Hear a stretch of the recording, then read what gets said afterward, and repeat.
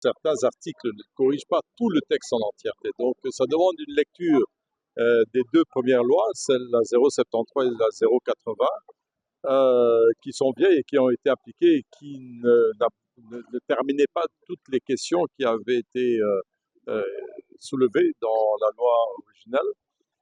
Ensuite, il y a cette question de droit minier, de droit agricole, des autres droits qui pourraient exister avec le droit foncier qui doivent être harmonisés.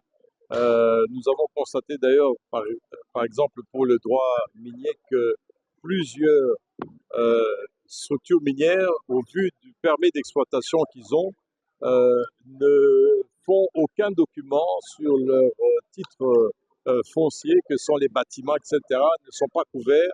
Et cela demande une gymnastique très difficile par les régies provinciales ou nationales sur l'application de la taxe foncière, par exemple. Et là, il faut une évaluation qui ne repose pas sur des titres. Et j'ai eu à expérimenter cela en province, et puis sur les revenus locatifs, etc. aussi. Et puis, il y a la question de la pénalisation aussi, puisque le texte cite le conservateur. J'ai dit qu'il y a aussi le chef du cadastre, et puis tous ceux qui interviennent jusqu'au niveau du ministre, parce qu'on a vu des ministres vraiment agir dans ce domaine, quelquefois arracher ou désaffecter ou réattribuer des propriétaires foncières à des personnes et contre toute règle et contre la loi. Et donc voilà, c'est tout autant des questions, mais qui demandent un temps long. Je vois que le bureau accorde à la commission 5 jours qui sont vraiment très peu. Après 45 ans, lorsque j'avais pris la parole, je fais l'économie de cette loi pour dire en amont que c'est depuis 1980 que la dernière réforme est intervenue dans les secteurs fonciers, s'agissant de la loi foncière.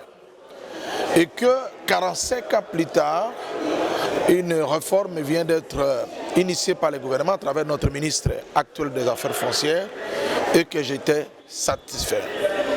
Il est important de rappeler que dans la foulée, plusieurs réformes sont initiées dans cette loi, mais ce qui m'a marqué, c'est entre autres la question liée à la prescription acquisitive, pour ne pas dire extensive, mais également la pénalisation des agents fonciers qui part le plus poids jusqu'au conservateur des titres immobiliers.